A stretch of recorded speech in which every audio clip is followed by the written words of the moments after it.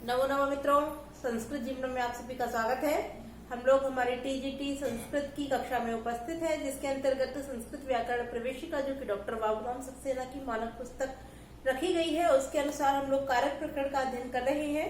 और कारक प्रकरण में भी जो हमारी द्वितीय विभक्ति है, द्वितीय विभक्ति में जो कर्म प्रवचनीय सूत्र है, अर्थात जो हमारी संस्कृत व्याकरण प्रवेशिका पुस्तक में दिया गया है, कर्म प्रवचनीय युक्ते द्वितीय, इस सूत्र के अनुसार जो कर्म प्रवचनीय है इनका अध्ययन कर रहे हैं।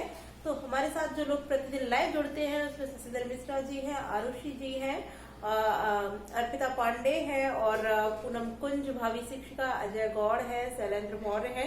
तो सभी लोग जल्दी से जल्दी लाइव आ जाइए। साथ ही साथ वीडियो के लिंक को अपने दोस्तों के साथ शेयर कर दें, जिससे कि अधिक से अधिक लोग प्रतिदिन वीडियो के साथ लाइव जुड़े।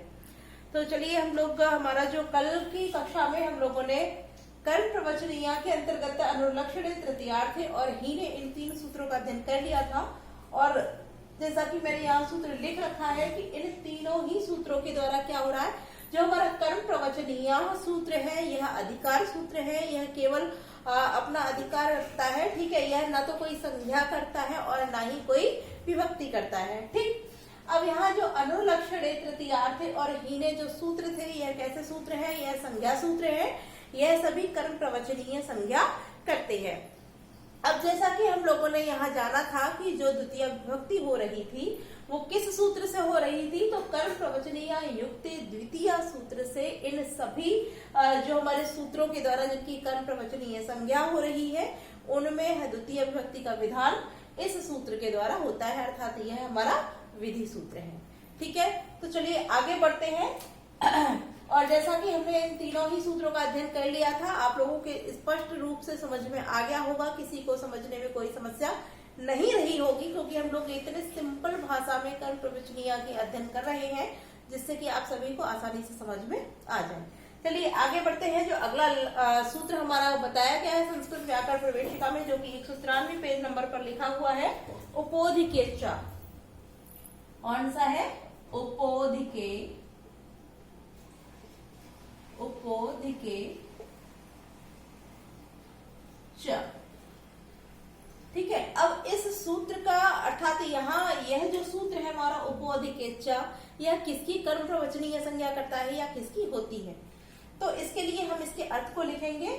और जैसे उप, यहाँ आप देख रहे हैं उप क्या है हमारा, उप जो कि पहले हमारे जितने भी, क्योंकि यहाँ अनु देखा हम लोगों ने, उप देख रहे हैं, अन्य भी जो आगे आएंगे, यह सभी क्या है? यह सभी हमारे उपसर्ग होते हैं। किंतु जब यह विशेष संज्ञाओं में या विशेष अर्थों में प्रयुक्त किए जाते हैं तो यह कर्म प्रवचनीय हो जाते हैं, ठीक है।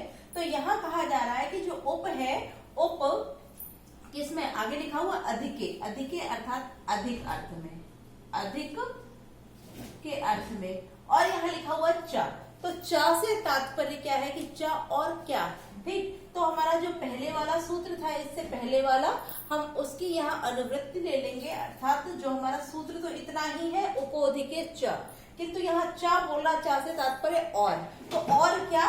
तो यहाँ हम लिख लेते हैं हीन, क्योंकि इससे पूर्व हमने हीन सूत्र का अध्ययन किया था।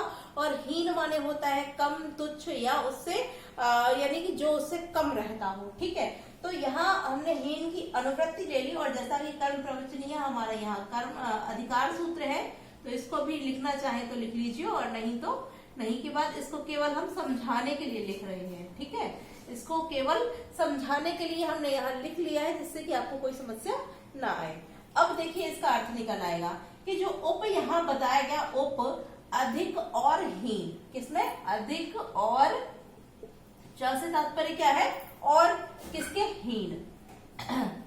जो उप है, इस उप की अधिक और हीन के अर्थ में प्रयुक्त होने पर इसकी कर्म प्रवचनीय संज्ञा हो जाती है, ठीक है। स्पष्ट है कि जो उप है, यहाँ बताया गया उपोधिके च सूत्र से कि जो उप है, इस उप का अधिक और हीन अर्थ में होने पर इसकी कर्म प्रवचनीय संज्ञा हो जाती है। स्पष्ट है, ठीक है। तो चलिए चलिए अर्थ देख लेते हैं, उसके बाद इसको हटा देंगे। अब इसका उदाहरण देखते हैं। तो सबसे पहले हम किसमें देखेंगे? अधिक अर्थ में देख लेते हैं। किसके? अधिक के अर्थ में, ठीक। अब जैसे कि यहाँ हमारी पुस्तक में दिया हुआ है उपपरार्धे, उप परार्धे हरेर गुणा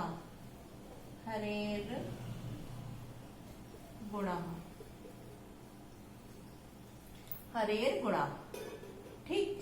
अब यहाँ आप देख रहे हैं कि जब हमारा जो उप है अधिक के अर्थ में प्रयुक्त होगा, तो यहाँ पर आप देखिए कि यहाँ सप्तमी विभक्ति प्रयोग की गई है, अर्थात यहाँ कर्म प्रवचनीय तो हो गया है, यह जो उप है वह कर्म प्रवचनीय हो गया है, किंतु यहाँ जो विभक्ति होगी इस अधिक के अर्थ में यहाँ सप्तमी विभक्ति होगी, ना कि द्वितीया। अर्थात यहाँ पर उप परार्धे हरेर गुणा होगा, और अगर हम यहाँ द्वितीया लगाते हैं तो द्वितीया में हमारा क्या होता है, उप परार्धम। क्या होता है, उप परार्धम। ठीक, उप परार्धम होगा। तो किंतु यहाँ पर इसकी कर्म प्रवचनीय संज्ञा तो हो गई है, किंतु यहाँ जो विभक्ति होगी अधिक के अर्थ में तो वो सप्तमी होगी, द्वितीया नहीं होगी। ठीक है, तो इसको ध्यान रखिएगा। और अब देख लेते हैं इसका जो उदाहरण दिया गया है हमारा हीन का देख लेते हैं। हीन अर्थ में देखिए, हीन में क्या हो जाएगा, जैसे कि उप हरिम सुरा।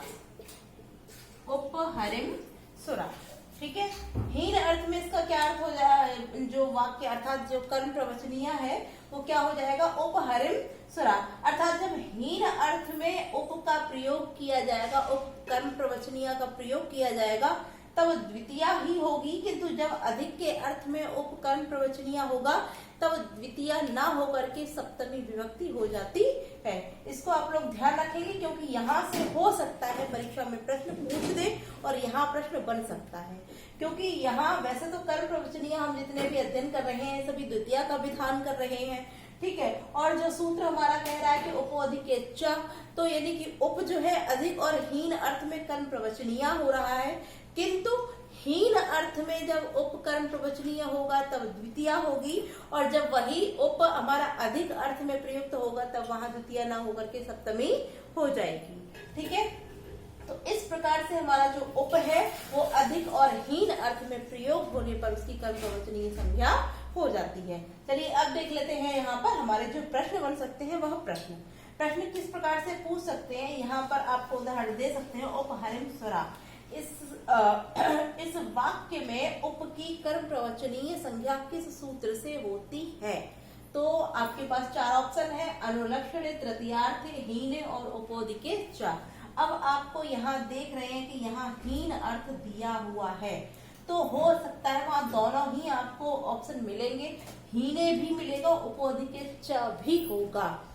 किंतु यदि आपसे पूछा जाता है यह उदाहरण दे करके कि उपहरिम सुरा इस वाक्य में उपहीन अर्थ में जो प्रयुक्त हुआ है, अर्थात उप की हीन अर्थ में जो कर्म प्रवचनीय संज्ञा हुई है वो किस सूत्र से होती है, तो आप लोग वहां कंफ्यूज मत होइए। वहां हीन सूत्र से आपकी कर्म प्रवचनीय संज्ञा नहीं होगी, किस सूत्र से होगी, तो उपोधिके च सूत्र से वहां इस उप की हीन अर्थ में कर्म प्रवचनीय संज्ञा होगी। ठीक है, आप लोग हीन देख करके यानी कि हीन अर्थ देख करके हीने सूत्र मत लगा दीजिएगा, क्योंकि हीने सूत्र के द्वारा जो कर्म प्रवचनीय संज्ञा होगी वो उप की ना होकर के किसकी हो रही थी।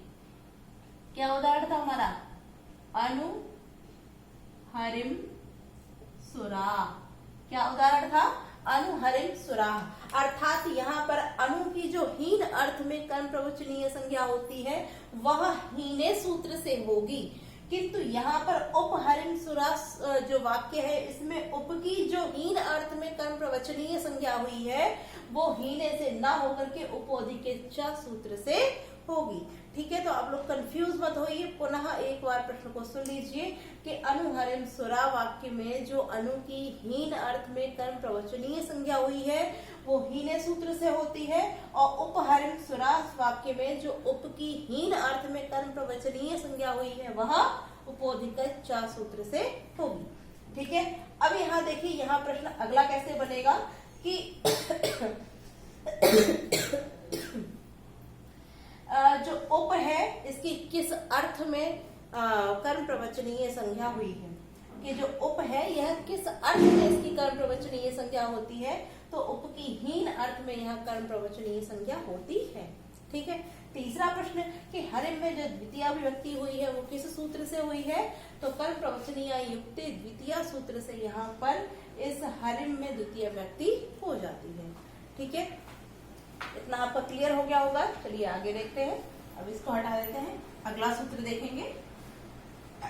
आप लोग कमेंट अवश्य किया कीजिए, जिससे कि यदि आपको कुछ नहीं समझ में आता है तो आप लोग प्रश्न पूछ सकते हैं। और बाकी जैसा कि हम लोग एक एक चीज यहाँ क्लियर करते चल रहे हैं, इसको आप लोग कमेंट करेंगे, लिख लिख के कमेंट करते जाएंगे, तो जिससे कि आपके ये सारे सूत्र याद भी होते रहेंगे। तो चलिए अगला जो हमारा कर्म प्रवचनीय में अगला सूत्र जो कहा गया है संस्कृत व्याकरण प्रवेशिका में, वह है हमारा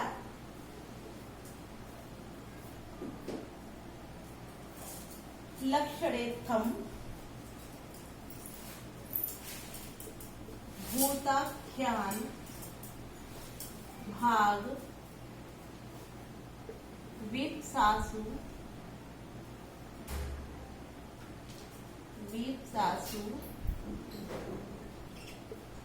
प्रति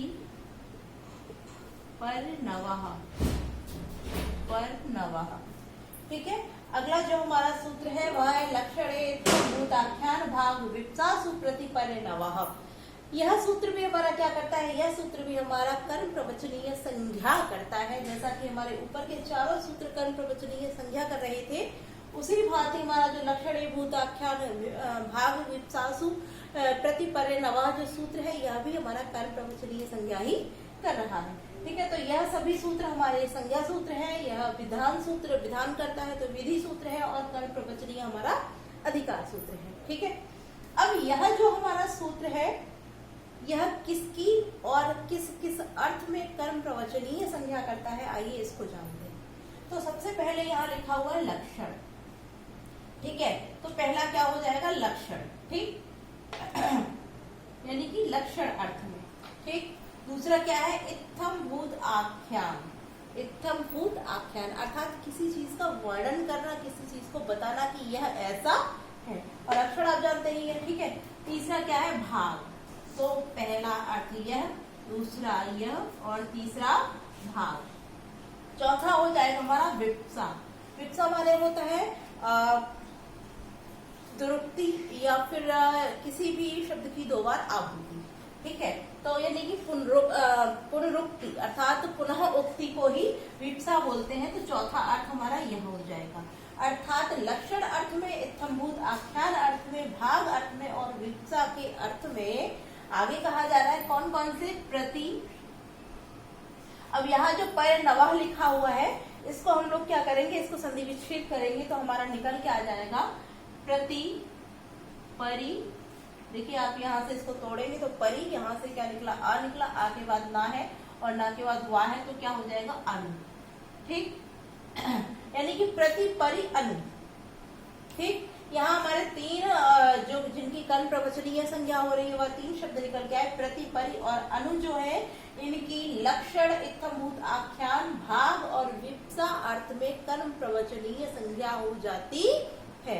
ठीक है। पुनः एक बार सुन लीजिए कि प्रति परि अनु की लक्षण इत्थम्भूत आख्यान भाग और विप्सा अर्थ में क्या हो जाती है, कर्म प्रवचनीय संज्ञा हो जाती है। ठीक है। स्पष्ट हो गया होगा।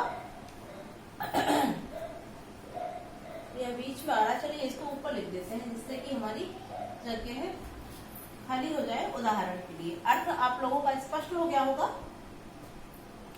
यहाँ लिख देते हैं इसको।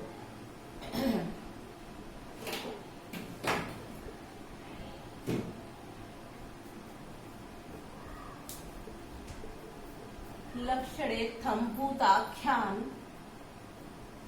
आख्यान भाग विप्सासु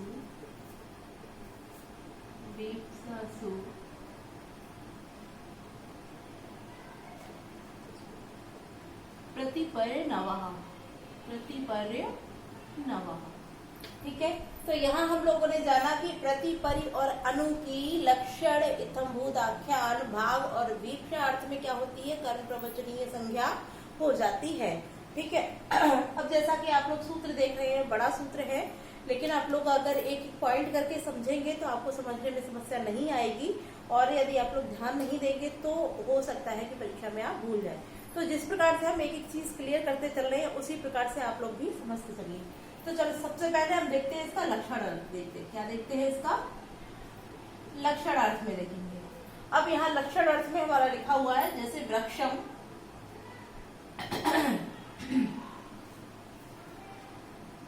वृक्षम। अब यहाँ हम तीनों ही उपसर्ग लिख लेते हैं, जो कि तीन हमारे उपसर्ग नहीं, सॉरी, जिनकी कर्म प्रवचनीय संज्ञा हुई है वो तीनों ही शब्द यहाँ लिख लेते हैं, जैसे कि प्रति, वृक्षम प्रति, विद्योतते, विद्योतते, विद्युत, विद्युत। ठीक है, हम चलिए एक ही लिख लिया, वृक्षम प्रति विद्योतते विद्युत। ठीक है, अब यहाँ पर आप इसको प्रति भी लिख सकते हैं, दूसरा कौन सा हमारा परि दिया है, परि लिख सकते हैं, या फिर यहाँ पर अनु भी लिख सकते हैं। आप तीनों में से कोई सा भी लगा सकते हैं। अब इसका अर्थ क्या हो जाएगा कि वृक्ष के प्रति, यानी कि वृक्ष की ओर, वृक्ष की ओर, विद्युत माने बिजली, विद्योतते माने चमक रही है। कि कोई पेड़ है, कोई वृक्ष खड़ा हुआ है, कोई व्यक्ति दूसरे व्यक्ति से इशारा करके कहता है कि देखो वहां उस पेड़ की ओर बिजली चमक रही है, अर्थात उस पेड़ पर बिजली चमक रही है। ठीक है, तो यहाँ पर जो प्रति, परि, अनु हमारे जो शब्द प्रयुक्त हुए हैं, जिनकी कर्म प्रवचनीय संज्ञा हुई है, वो किस अर्थ में हो जाती है, लक्षण अर्थ में हो जाती है। ठीक है, तो इन प्रति, परि और अनु की लक्षण अर्थ में यहाँ पर जो क्या हुई है, कर्म प्रवचनीय संज्ञा हुई है, यह किस सूत्र से होती है। ठीक है, चलिए अब इसका डिस्कशन हम बाद में कर लेंगे, पहले हम चारों उदाहरण देख लेते हैं, उसके बाद हम प्रश्नों को देखते हैं। समझ में आ गया होगा। ठीक है, यहाँ प्रति भी हो सकता है, परि भी हो सकता है, अनु भी हो सकता है। ठीक है, इस प्रकार से कोई सा भी शब्द हो सकता है। चलिए इसको हम लिख देते हैं क्लियर करके ही, यानी कि इन तीनों की ही यहाँ जो प्रति, परि, अनु व विद्योतते, विद्युत। ठीक है, यह हमारा लक्षण अर्थ में यहाँ पर प्रयुक्त हो गया। जैसा कि आप देख रहे हैं यहाँ प्रति, परि, अनु तीन जो शब्द दिए गए हैं जिनकी कर्म प्रवचनीय संज्ञा हुई है, तो उसका उदाहरण हमने किस अर्थ में देख लिया, लक्षण अर्थ में। ठीक है, दूसरा हम देखते हैं इत्थम भूत आख्यान, इत्थम भूत, भूताख्यान। इसके अर्थ में देख लेते हैं, जैसे कि भक्तो, भक्तो, हरिम, हरिम, प्रति, परि, परि, अनु, अनुवा। ठीक है, अब यहाँ इत्थम्भूत आख्यान का अर्थ मैंने अभी आप सभी को बता दिया था, होता है कि जैसे किसी चीज का आख्यान माने होता है किसी चीज का वर्णन करना, और इत्थम्भूत जैसा है वैसा ही उसके विषय में बता देना। ठीक है, तो आख्यान माने हम लोगों ने जान ही लिया क्या है कि वर्णन करना। अब यहाँ क्या बताया जा रहा है कि जो हरि हैं इनका यह भक्त है, अर्थात जो प्रति, परि, अनु ये तीनों शब्द जो है इनका किस अर्थ में, इत्थम्भूत आख्यान अर्थ में यहाँ पर इनकी कर्म प्रवचनीय संज्ञा हो गई है। अर्थात यहाँ जो बताया जा रहा है वह यह है कि हरि का यह भक्त है, अर्थात हरि या विष्णु कोई भी शब्द हो सकता है। यहाँ पर विष्णु लिखा हुआ है हमारी पुस्तक में कि विष्णु भक्तो हरि, विष्णु प्रति, परि, अनुवा। ठीक है, कि विष्णु हरि के ये भक्त हैं, अर्थात कि यह जो भक्त हैं इनके अंदर हरि की ही भक्ति विद्यमान है, इस विषय में बताया जा रहा है। तो यहाँ पर जो प्रति, परि, अनु इन तीनों ही शब्दों की जो कर्म प्रवचनीय संज्ञा हुई है वो किस अर्थ में हो जाती है, इत्थम्भूत आख्यान अर्थ में हो जाती है। ठीक है, आगे बढ़ते हैं, अगला देखते हैं हमारा क्या लिखा हुआ, भाग अर्थ में। किसमें, भाग अर्थ में। भाग आप जानते ही है, हिस्सा। ठीक है, भाग मतलब हिस्सा। तो इसका क्या हो जाएगा, जैसे कि लक्ष्मी, लक्ष्मी, हरिम, प्रति, परि, अनुवा। ठीक है, इसका अर्थ क्या हो गया कि लक्ष्मी जो है, लक्ष्मी अर्थात जैसे कि देवी लक्ष्मी की बात होती है कि लक्ष्मी हरि के भाग में पड़ी, यानी कि हरि के भाग में जाकर उनको मिल गई। जैसा कि हम सभी जानते हैं कि जब समुद्र मंथन हुआ था तो समुद्र मंथन से 14 बहुमूल्य रत्न निकले थे और इन 14 बहुमूल्य रत्नों में से एक लक्ष्मी भी थी। जिन लक्ष्मी ने क्या किया था, विष्णु का वरण किया था, अर्थात उनको अपने पति के रूप में स्वीकार किया था। तो लक्ष्मी किसके हिस्से में गई? भगवान विष्णु के, अर्थात हरि के भाग में। तो यहाँ वही बताया जा रहा है कि लक्ष्मी हरि के भाग में पड़ी या उनको मिली। ठीक है, तो यहाँ भाग अर्थ में प्रति परि अनु का प्रयोग, अर्थात जो प्रति परि अनु है इन तीनों की कर्म प्रवचनीय संज्ञा भाग अर्थ में हो गई है। ठीक है, स्पष्ट हो गया होगा। चलिए अब देखते हैं हमारा वीप्सा अर्थ में। किस अर्थ में? वीप्सा। वीप्सा का अर्थ बताइए दिया, दुरुक्ति अर्थात पुनरुक्ति, यानी कि किसी भी शब्द का 2 बार उच्चारित होना। तो इसका क्या हो जाएगा? वृक्षम वृक्षम, वृक्षम वृक्षम, प्रति प्रति सिंचति,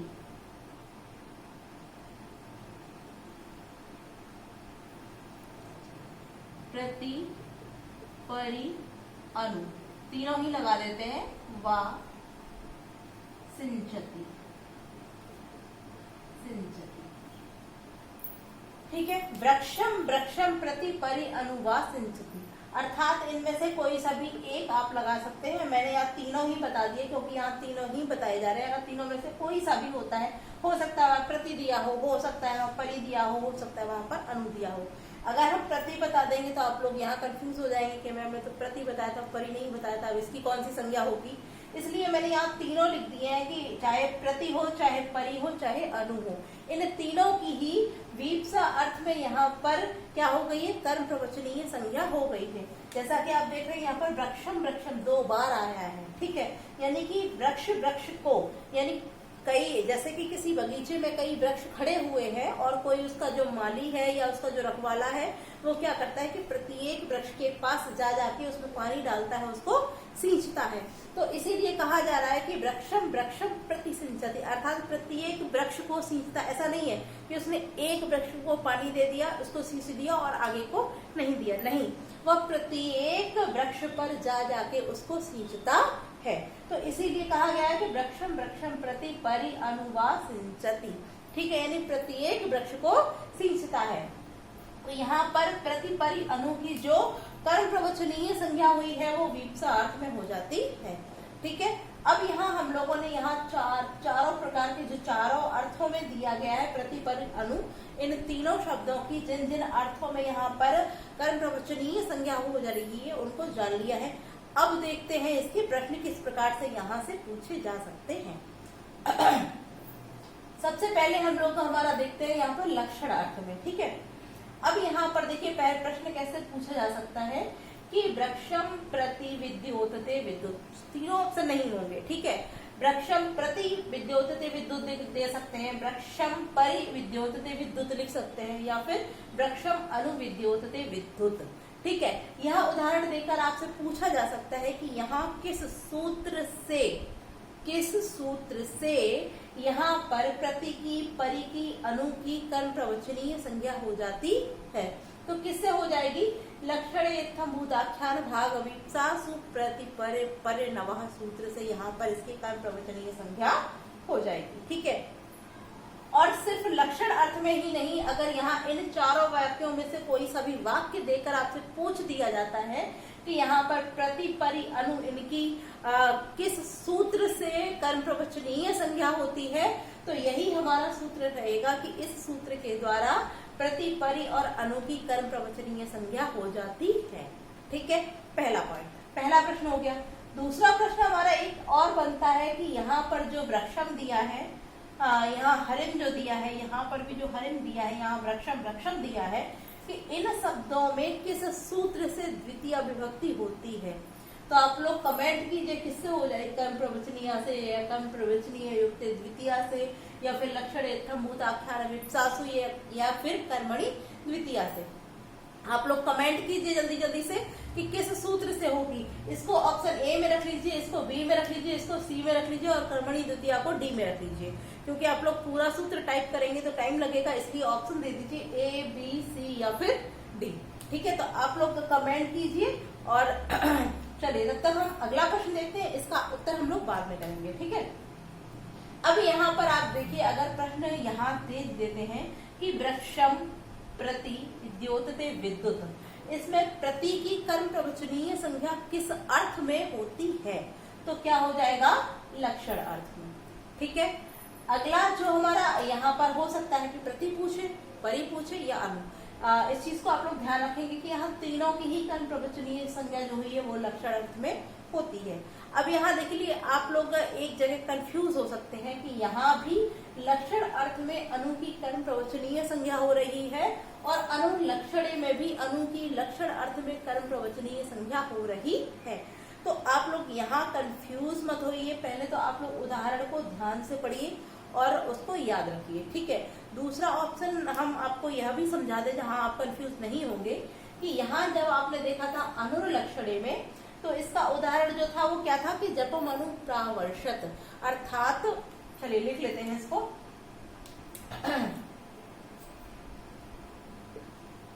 जपम अनु प्रावर्षत। ठीक है, यह था हमारा, अर्थात कि जप करने के कारण वर्षा हुई। ठीक है, अब यहाँ जो अनु जो था जिसकी कर्म प्रवचनीय अनुलक्षणे सूत्र से हो रही थी, वो किस अर्थ में हो रही थी, लक्षण अर्थ में ही हो रही थी, किंतु यदि आप इसका शाब्दिक अर्थ करते हैं तो क्या हो जाएगा कि जप करने के कारण वर्षा हुई। तो यहाँ हेतु सूत्र का निषेध होकर, इसीलिए मैंने बताया था कि हेतु सूत्र का निषेध कर रहा है, और हेतु का तात्पर्य क्या होता है, किसी हेतु कोई कार्य करना, किसी कारण से, किसी उद्देश्य से। ठीक है, किंतु यहाँ वह अर्थ नहीं निकलेगा। यहाँ क्या निकल रहा है कि वृक्ष के ऊपर यानी कि वृक्ष के पास पेड़ पर बिजली, या वृक्ष पर बिजली चमक रही है, या वृक्ष की ओर बिजली चमक रही है। ठीक है, यहाँ क्या अर्थ निकल रहा है कि वृक्ष की ओर बिजली चमक रही है, और यहाँ क्या अर्थ निकल रहा है कि जप करने के कारण क्या हो जाती है, वर्षा होती है। ठीक है, तो दोनों शब्दों का अर्थ आप देखिए, यहाँ पर की ओर या पर अर्थ आ रहा है, किंतु यहाँ जो हेतु सूत्र अर्थात हमारा जो सूत्र लग रहा था कारण, यहाँ कारण अर्थ आएगा। तो जब कारण अर्थ में अनु का जो अनु शब्द जो कर्म प्रवचनीय होगा, तब यहाँ लक्षण जो बताएगा वो अनुलक्षणे से होगा, और जब हेतु का अर्थ नहीं देगा यानी कारण का अर्थ नहीं देगा, तब लक्षण अर्थ किस सूत्र से होगा, यानी कि लक्षण के अर्थ में जो कर्म प्रवचनीय होगी वह लक्षण एकभूत आख्यान भाग विप्सासु परे प्रति परे नवः सूत्र से वहां पर हो जाएगी। ठीक है, बाकी किसी में कंफ्यूजन नहीं होगा, सिर्फ इसी में होना था, क्योंकि यहाँ पर भी लक्षण अर्थ दे रहे हैं और यहाँ पर भी हमारा अनु है, और यहाँ भी अनुलक्षण अर्थ में ही प्रयुक्त हो रहा था। तो आप दोनों के उदाहरण यदि याद रखेंगे तो आपको समस्या नहीं आएगी। ठीक है, चलिए आगे देखते हैं। अगला प्रश्न हमारा दूसरी पंक्ति यानी कि दूसरा जो अर्थ दिया है कि भक्तो हरिम प्रति परि अनुवा, यहाँ प्रति परि अनु जो दिए हैं इनकी किस अर्थ में कर्म प्रवचनीय संज्ञा हो जाती है। सूत्र तो यही रहेगा, किंतु कर्म प्रवचनीय जो संज्ञा हो रही है वो किस अर्थ में हो रही है, इत्थम्भूत आख्यान अर्थ में। ठीक है, लक्ष्मी हरिम प्रति परि अनुवा, यहाँ किस अर्थ में कर्म प्रवचनीय संज्ञा हो रही है, तो भाग अर्थ में। और वृक्षम वृक्षम प्रति परि अनुवा सिंचति जो है, यहाँ किस अर्थ में कर्म प्रवचनीय संज्ञा हो रही है, तो वीप्सा अर्थ में। ठीक है, तो इस प्रकार से यहाँ आप लोगों के महत्वपूर्ण जो प्रश्न पूछे जा सकते हैं उनकी भी हम लोगों ने चर्चा कर ली। पर कॉमन चीज आप देखिए, कॉमन चीजों को भी पकड़ते चलिए जिससे कि समस्या ना आए। अगर यहाँ चारों ही वाक्यों में से किसी भी वाक्य में दे करके प्रति परि अनु इन तीनों की कर्म प्रवचनीय संज्ञा पूछेंगे, तो इन चारों ही वाक्यों में जो कर्म प्रवचनीय संज्ञा होगी वह हमारे लक्षण एकभूत आख्यान भाग विप्सासु प्रति परि नवः सूत्र से ही होगी, और जो द्वितीय होगी वह कर्म प्रवचनीय युक्त द्वितीय सूत्र से होगी, अन्य किसी से नहीं। अर्थात बी ऑप्शन जो आपका अभी कमेंट करने के लिए मैंने बोला था, तो क्या हो जाएगा कि इन चारों ही वाक्यों में जो द्वितीया हो रही है वो किस सूत्र से होगी? कर्म प्रवचनीय युक्ते द्वितीया से वहां पर द्वितीय वृत्ति हो जाएगी। ठीक है, बाकी की यहाँ पर जो अलग अलग यानी कि दो चीजें कॉमन होंगी, दो प्रश्न हमारे कॉमन बनेंगे जो अलग अलग है, वह यही है कि वृक्षम प्रति परि अनुवा विद्योतते विद्युत में लक्षण अर्थ में कर्म प्रवचनीय हुआ है, भक्तो हरिम प्रति परिवा अनु में इत्थम्भूत आख्यान अर्थ में कर्म प्रवचनीय हुआ है, हरिम लक्ष्मी हरिम प्रति परि अनुवा में भाग अर्थ में कर्म प्रवचनीय हुआ है, और वृक्षम वृक्षम प्रति सिंचति अनुवा सिंचति में वीप्सा अर्थ में कर्म प्रवचनीय हुआ है। ठीक है, तो हम लोगों ने आज हम लोगों के जो दूसरा सूत्र था इसका अध्ययन कर लिया है। आज की कक्षा आप सभी को कैसी लगी कमेंट करके अवश्य बताएं, और यदि वीडियो अच्छी लगती है तो वीडियो को लाइक अवश्य किया कीजिए। साथ ही साथ अपने सभी जानने वाले मित्रों को जो TGT, PGT, LT, TET, super TET की तैयारी कर रहे हैं उन सभी को आप लोग मेरे चैनल के साथ अवश्य जोड़िए, और प्रतिदिन समय 8:30 बजे आप लोग समय से क्लास में उपस्थित हुआ कीजिए। कक्षा कैसी लगी कमेंट करके अवश्य बताएं। धन्यवाद मित्रों।